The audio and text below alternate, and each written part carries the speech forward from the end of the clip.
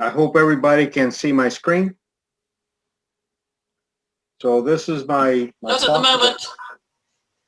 You can see it? Nope. I see it. You see the special assigned U.S. administrations? Nope. No.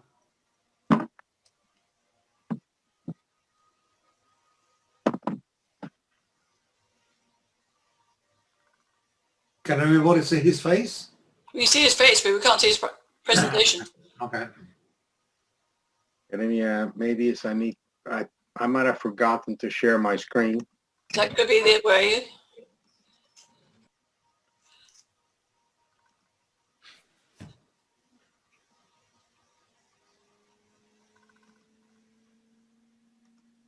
Now? Here we go. Okay. There you are. Okay, yep.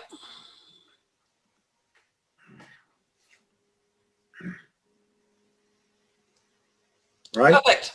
There you are. So this is my talk is on the special assigned U.S. administration's issue for Cuba, known as the Alegorias Cubanas or Cuban Allegories. These issues were first introduced in 1899 to 1910. In my speech, in my presentation, there's 4 sections. There's a small introduction. Then we talk about the Bureau of Engraving printing issues. We talk about the issues of the Alegorias Cubanas that were issued under the Republic of Cuba. And then we end with the reissue by the American Banknote Company of America. So, how did all this started? All this started,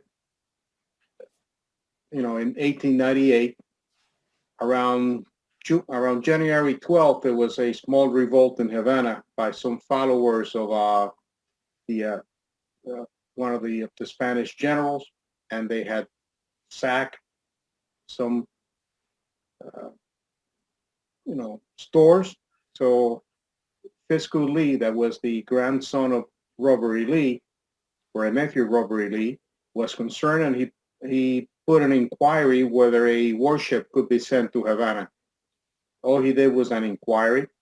Later on the 23rd, he was made aware that the Maine was going to head towards Havana Harbor, and he implored that they delay the ship arrival for 6 to 7 days for 2 reasons. One of them is to give the Spanish authorities a time to prepare for the visit, and also the events that had happened on the 12th, he wanted everything to be slowed down. Unfortunately, fortunately or unfortunately, depending on your point of view, his request was not heeded, and the Maine sailed for Havana and arrived there on the morning of the 24th. On the 15th of February, at approximately 9:40 p.m., there was a massive explosion on the Maine. To this day, it hasn't been quite finalized whether it was an internal explosion or an actual mine that caused the ship to go down. Anyway, Spain was blamed, and by April, both sides had declared war, and we started the Spanish-American War.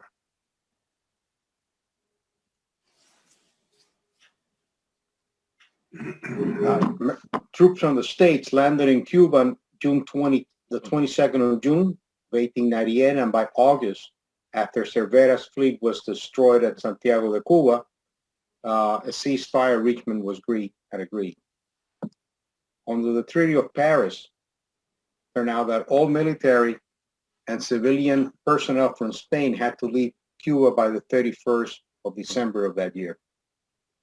In December of 1898, the post office placed an ad in the New York Post for the signs for newsstands for Cuba.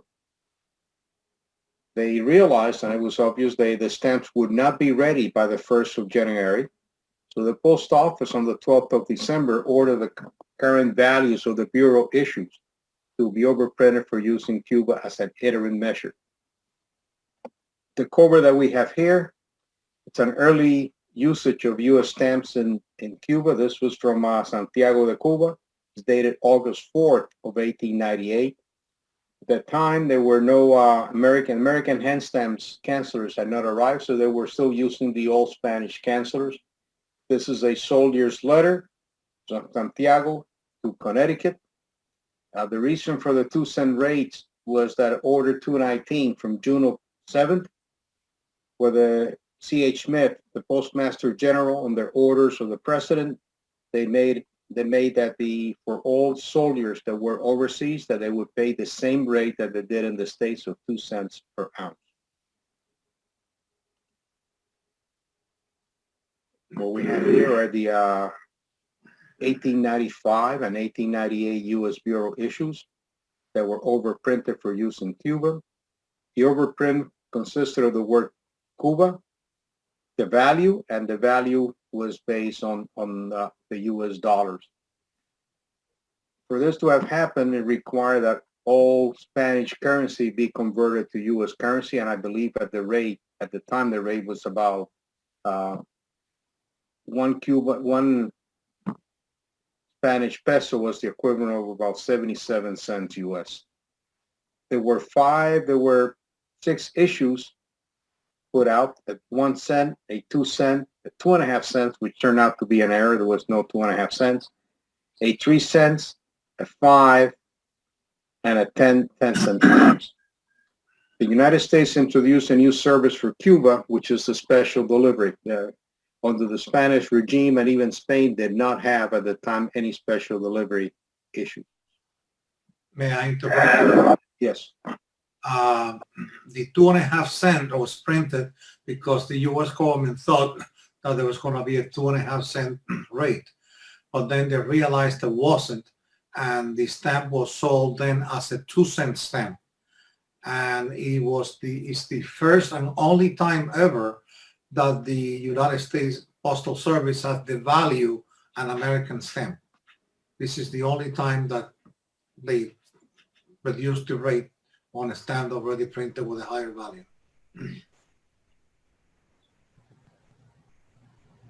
Thank you.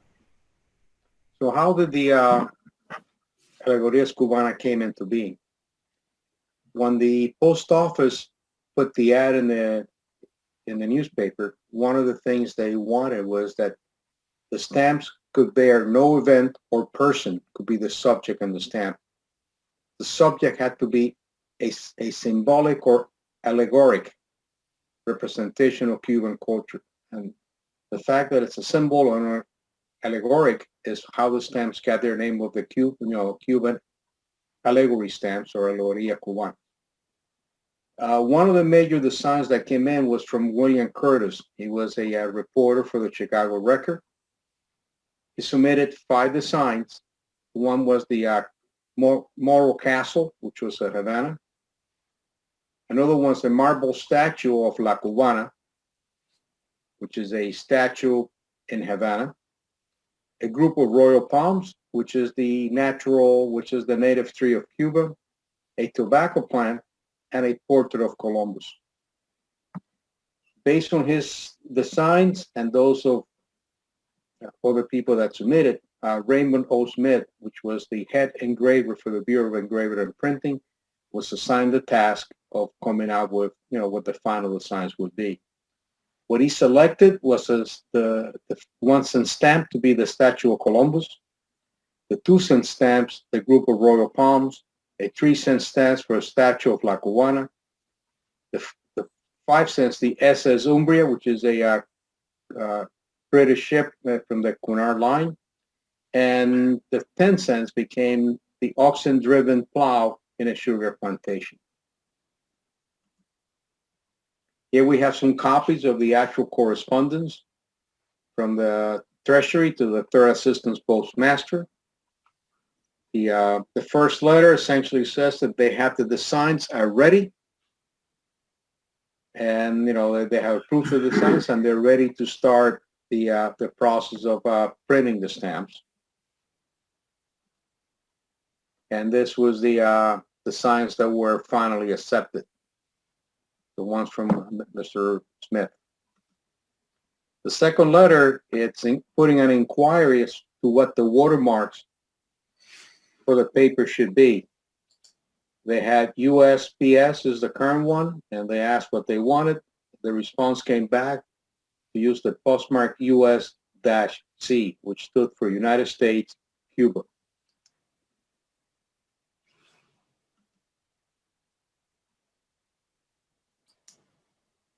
So here we have the approved designs, 1 cent, 2 cents, 3 cents, 5, 10 cents, and the special delivery stamps.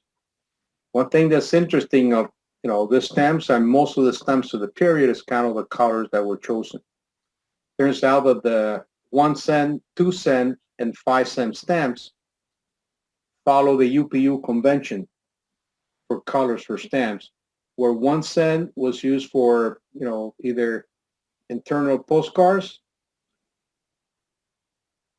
or, letters that were not open. 2 cents was for the internal domestic mail, and 5 cents was for the overseas mail. Turns out that also those colors, the 2 cent, the red and the blue, were also the colors that the British had for their, basically for the, the red was the standard color at the time for the domestic mail. The stamps, that has one thing that's interesting on them. These are the only stamps ever printed by the Bureau of Engraving and Printing with the name of a foreign country. So they might have done some for Puerto Rico, but Puerto Rico was never became and to this day is not an independent nation. It's just a protector of the states. They were placed in circulation by Order 59, dated August 5, 1899, and they were all placed on sale on September 1st, 1899. On the right is the copy of the Order number 59, which states that, all the stamps will be available for dispatch to send over to Cuba.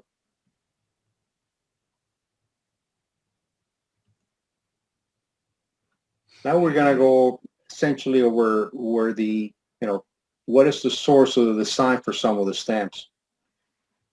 The 1 cent has the statue of Columbus.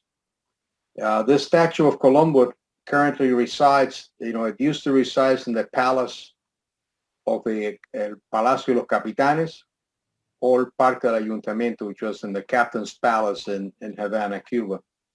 Here is a blow-up of the statue. And if you can see the blow-up of the 1 cent stamps, you can see that the stamp and the statue are one and the same. So the design for the 1 cent stamp, at least the statue of Columbus, is for one that resided in Cuba at the time. Here's the die proof of the 1 penny stamp. The 2 cent stamps, as I said, is symbol. It has Cuba's national tree. It was at the time the most abundant single species throughout the island. It is Cuba's national tree, and it's included in Cuba's national crest. Here is a period postcard showing, how many, how the royal palms were, how abundant they were in the countryside. We have Yeah, not as many. Here's the statue of La Noble Habana, or La India. It's an allegory of Cuba's capital. It was the work of Giuseppe Ganini. It resided at the time in the Nuevo Prado, which was across the old Campo de Marte Park.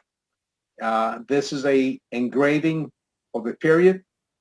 I know it's kind of hard to actually see the image in this one, but the figure that is here is the same figure that's on the 3 cent stamps. The 5 cents was supposed to signify commerce, and it's based on the SS Umbria from the Cunard line. Here's a period, there's a postcard of showing the SS Umbria arriving at Liverpool in 1890.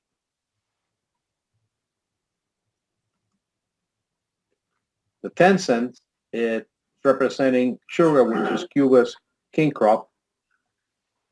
Here we have a postcard which a farmer plowing a field with a pair of oxen.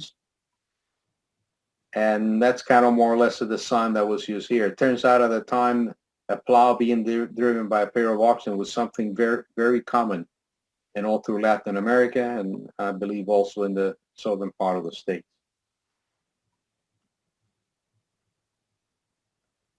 Here's the design for the entrega inmediata.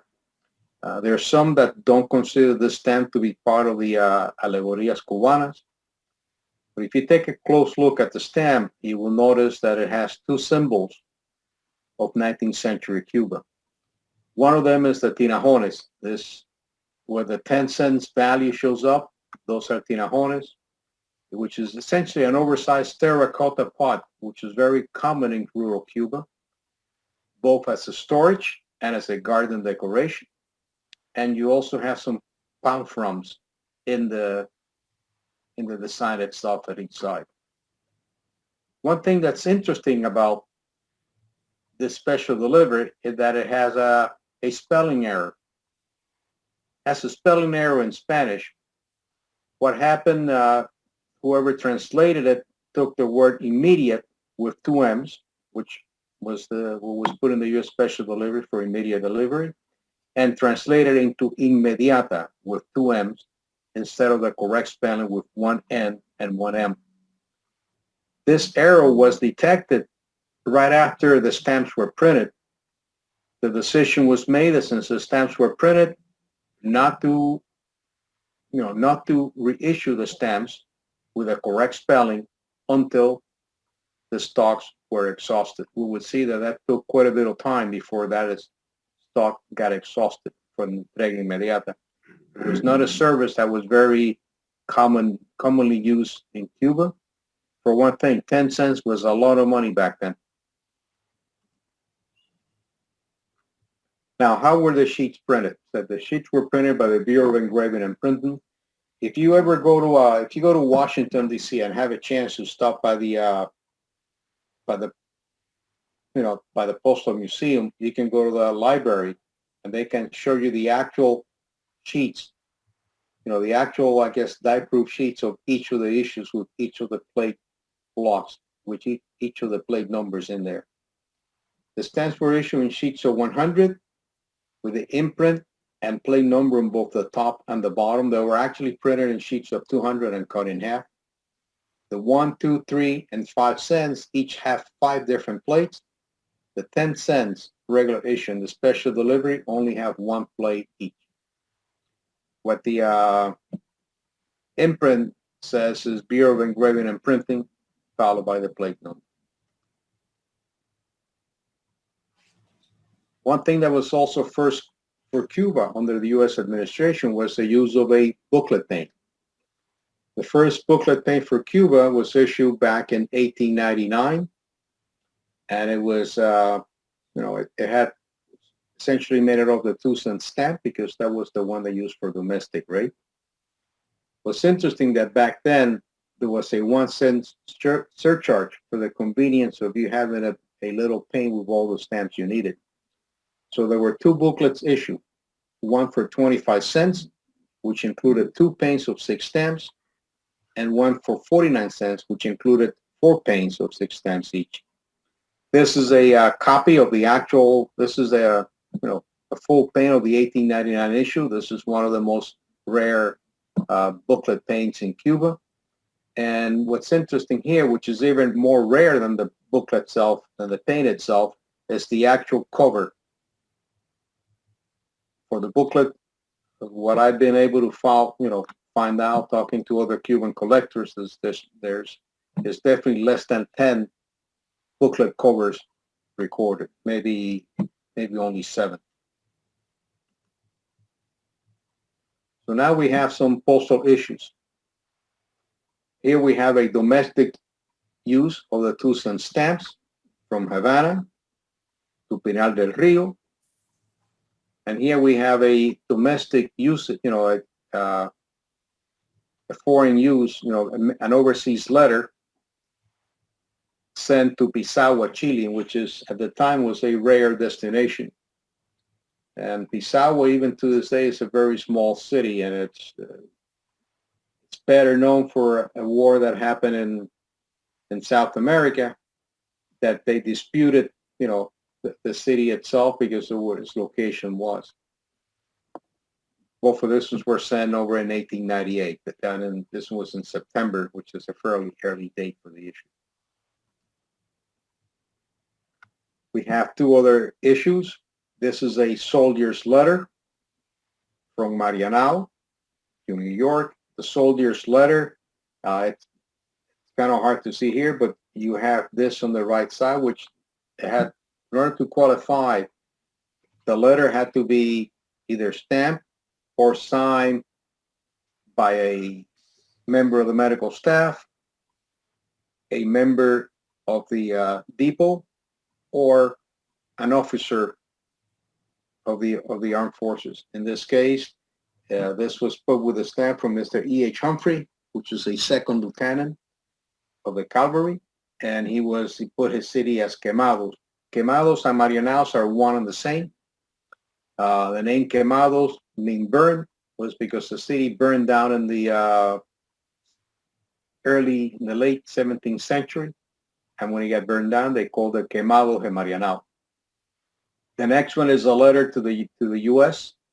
Again, this is a domestic, it's an overseas mail, but it's a non-military letter in which you have to pay 5 cents, which is the UPU rate for letters outside of a country.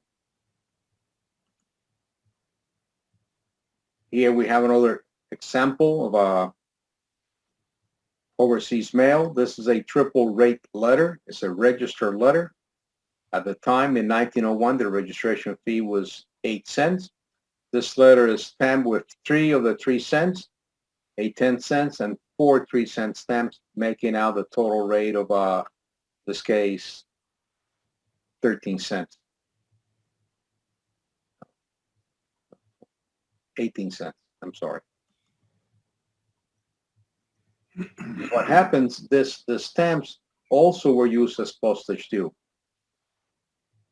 Stamps, U.S. stamps have been overprinted postage too, but as they were running out, what they did, they used the actual Alegorias Cubanas as a postage due stamp. This is an example.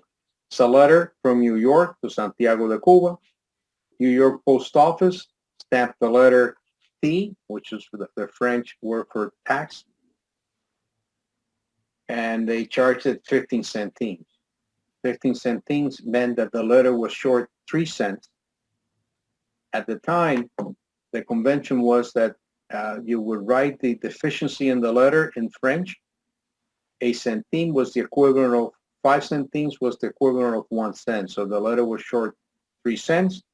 You were charged 15 centimes.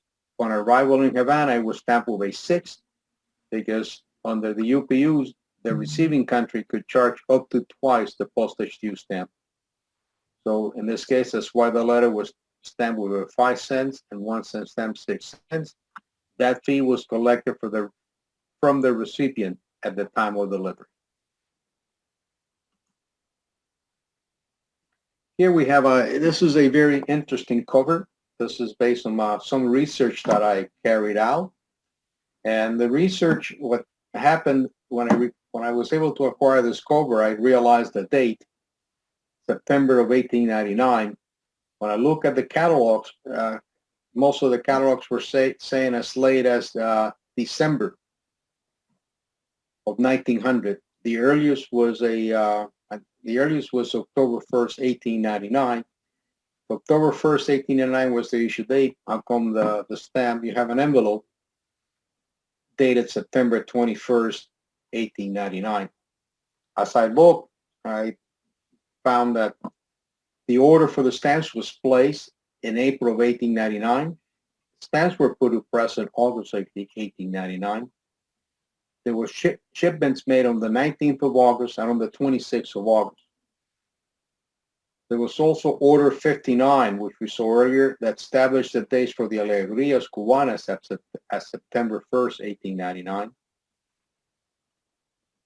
Then the best things was to find there was an article in the Metropolitan Philatelist. And a copy of this article was obtained from the American, from the APS. They were gracious enough to give me a copy through Les. An article from September 9, 1899 states that the stamps, including the Entrega Mediata, had been released for sale in Cuba. So here you have actual proof that the stamps that the Entrega Mediata was put to press at that time. And in 1944, an article from the Philatelic Congress also stated the same. Then finally, we have what is the earliest recorded date of the use of a stamp, which is September 21st, 1899. Thanks to this and one of our catalogs issued by our society, they have corrected the issue date to be in September 1st, 1899. Here's the letter dated August 19. August 19 is an extremely important date, at least for me, where it says that it reads as, I have the honor to report that there have been mailed today an amount of your order, Director of Post, the following postage stamps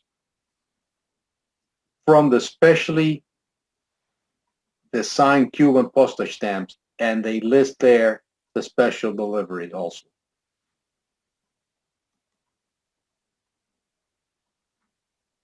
So now we move into the third section. Third section has to be mostly with the use of the stamps under Cuba. On May 20th of 1902, Cuba became an independent nation. I have two photographs here.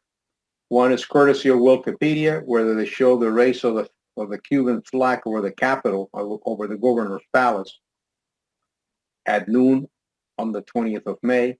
And this is a photograph that Mr. Codina provided to me of the celebration inside the governor's palace.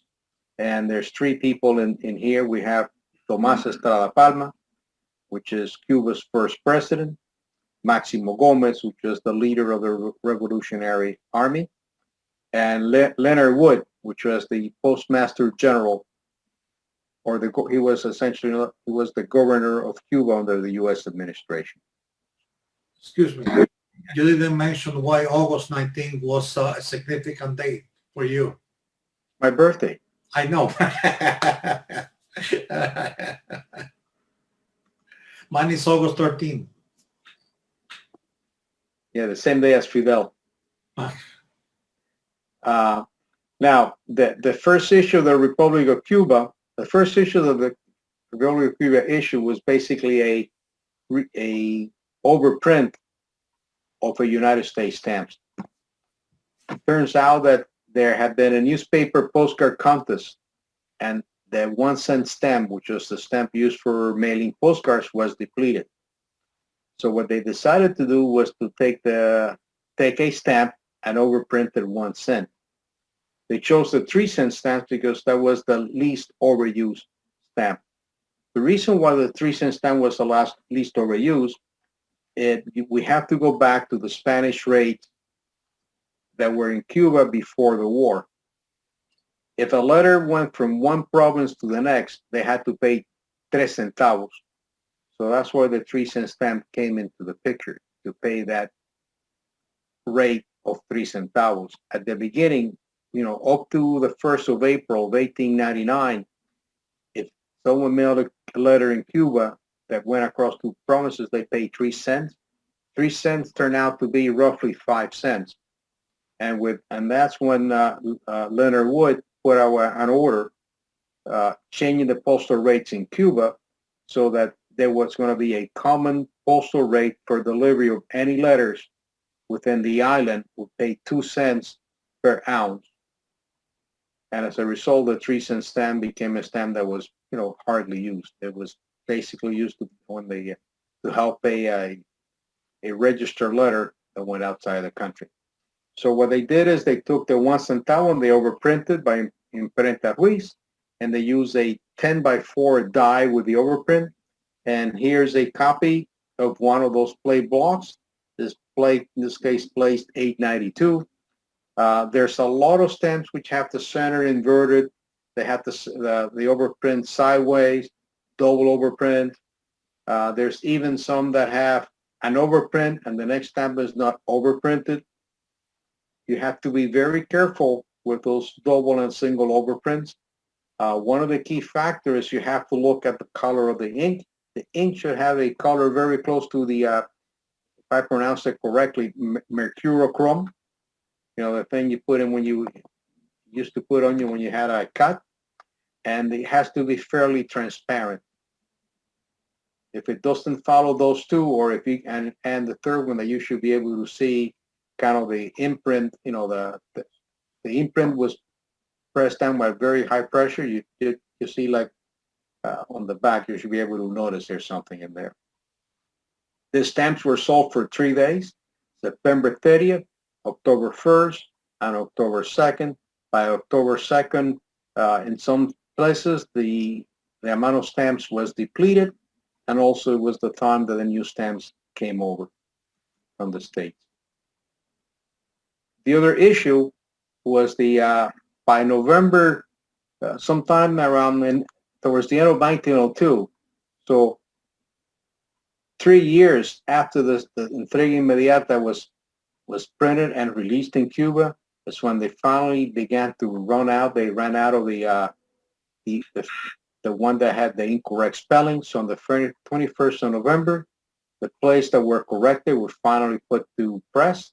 And the only difference between the two stamps is the fact that in here, the word Inmediata is spelled correctly. When Cuba became a free country, they continue to use the issues printed by the Bureau of Engraving and Printing. They also continue the postal system implemented by the United States. The Spanish system, although it worked, was kind of very archaic. So when the States put in the new postage system, mail was delivered faster and at a cheaper rate, and so the Cuban post office continued. There's 2 letters here, one to Guanabacoa, which is from Guanabacoa to Roque, from 2 small cities. This was certificate number 363. Another one to Beirut, Syria, another important city.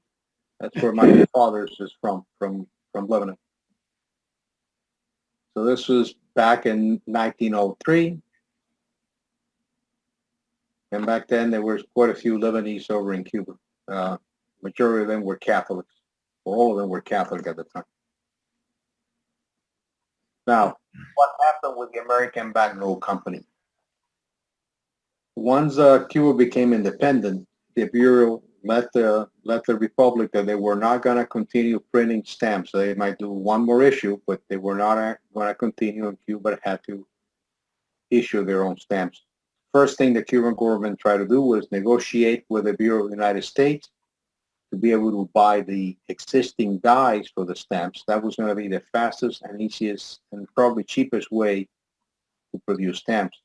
So in 1904, Gonzalo de Quesada, Cuba's special commissioner to the United States, finally closed the deal to get all 6 plates from the Bureau of Engraving and Printing.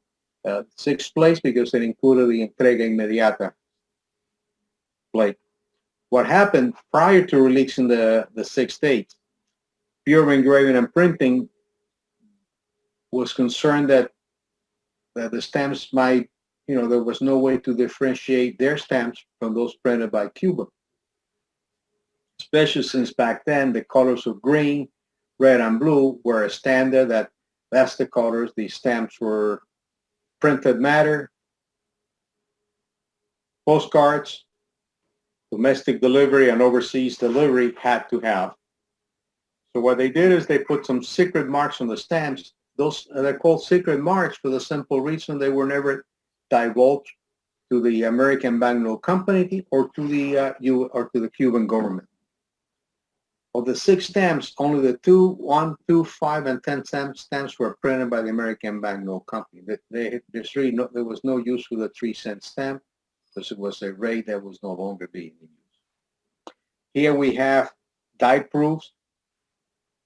I will say plate proofs. These are plate proofs of die proofs. We have die proofs of all the 5 stamps. Now, let's look at what are the difference between the Bureau of Engraving and Printing and the American Banknote Companies. The Bureau of Engraving and Printing were the ones done by the state. If we look at the 1-cent stamp, we notice 2 things. One is the cartouche where the centavo word is a straight line. When we look at the changes the American Banknote Company did, the American Banknote Company cut off the corners of the rectangular cartouche that contained the centavos. So here you notice that these are kind of curved. But the Bureau of Engraving and Printing, as far as the secret mark is concerned, they put a small horizontal line immediately above the ornament to the right of the one. They did the same thing on the left of the one. So that was the secret mark for the 1 cent stamp. For the 2 cent stamp, if you look, there's foliage on both sides of the number 2. The American Banknote Company removed that foliage inside the ovals. So this is the easiest way to detect the Bureau from the American Banknote Company. They have essentially the same colors. There's a small circle under the U that on the Bureau of Engraving and Printing, that circle is more visible because they removed some of the Alert, Google Chrome. Jeez. News alert. Here we have the 5 and 10 cent stamps. On the secret mark from the Bureau of Engraving and Printing, if we look at the trident, you can see that the center prong is shorter than the 2 outside prongs.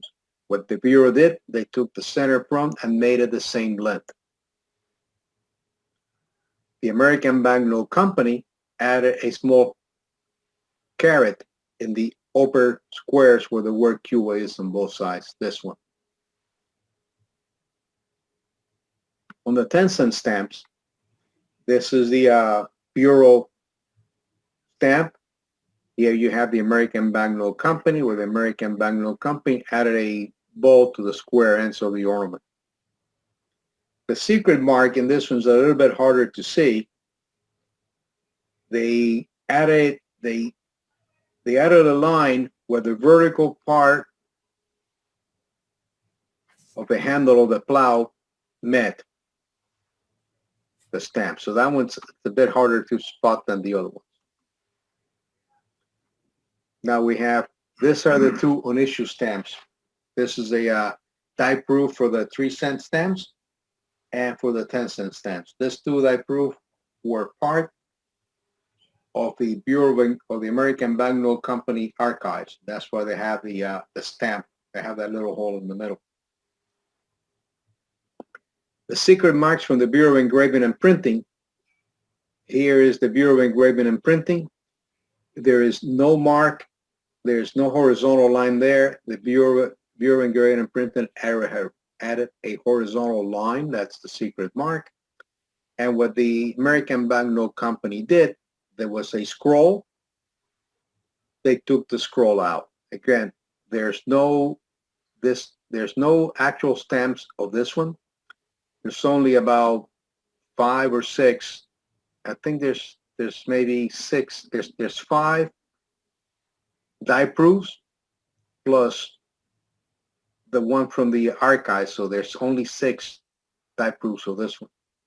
Here we have the on-issue special delivery stamp. On the Bureau of Engraving and Printing, this is the Bureau of Engraving and Printing. What the American Banknote did, they added 4 carats on each side of the elongated oval.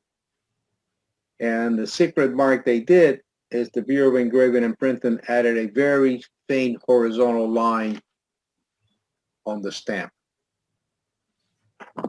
Again, the stamps were, this variety was never printed. All you can see is the die proof. Now, finally, the American Banknote Companies were issued. Their issue was staggered.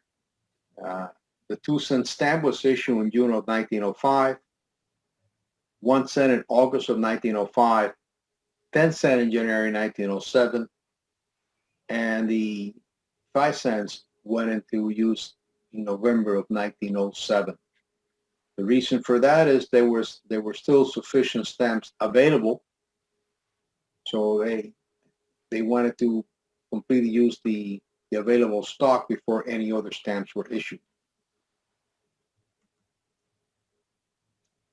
Here we have when the other booklet payment ran out, Cuba issued a booklet payment with the same values. What is interesting is that from what I've been able to tell from looking at the catalogs, talking to other collectors, there's no illustrated booklet paint prior, there's no illustrated booklet cover prior to 1905. So this is the first illustrated booklet paint cover in philately. The back of the cover had the value, either 25 cents or 49 cents, and it had an engraving of the Moro Castle. The front had the symbol of a woman, which represented the Republic of Cuba, just like all the countries did at the time.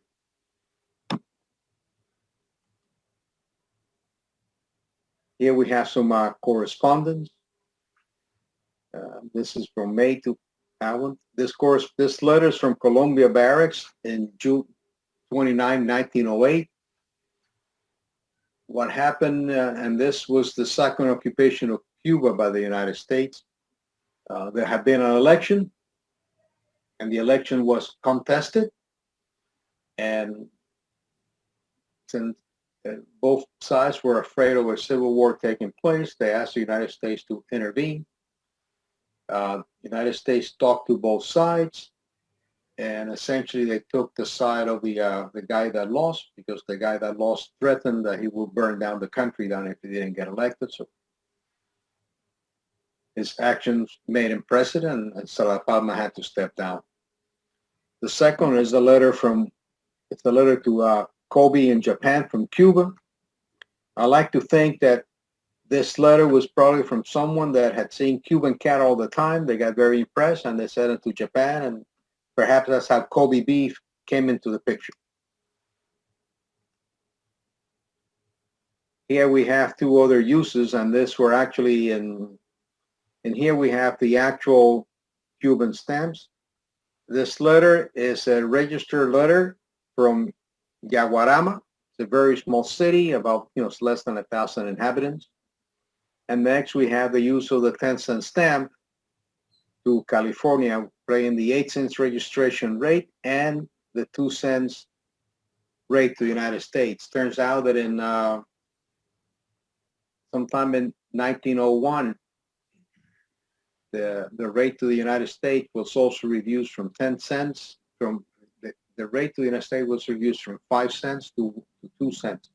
So for a long time, letters from the United States to Cuba, Cuba to the United States paid the same rate that it was done, that people would pay in the States. And that continued up to at least 1959. And the cancellation, it says Havana, is Havana. a scarce cancellation. It's not very common. Thank you. Again, here we have a use of the stamps again of the Alegorias Cubanas as Postage Steel. These are on 2 letters. One letter from Canada, paying 2 cents. It was short 3 cents. And as I mentioned earlier, on the UPU, the UPU convention, the country that receives the letter could charge up to twice the missing postage. The other one is from England. It was paid by a 1 penny stamp, and back then, British penny was worth 2 cents.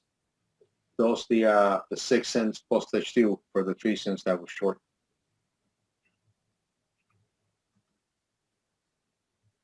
And this kind of concludes the end of the slide. These are the stamps that took over the Alegorias Cubanas, where these were the Cuban Patriots issues. Again, they issue the same stamps, the 1, 2, 3, 5, 10 cents, and the special delivery. The other one, you have a very uncommon use of regular postage stamps and a stamp that's for and a fiscal use stamp to pay the rate on a letter.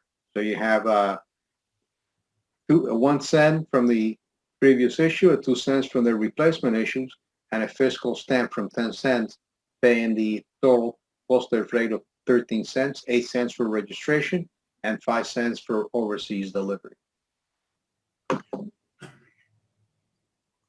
I conclude my presentation.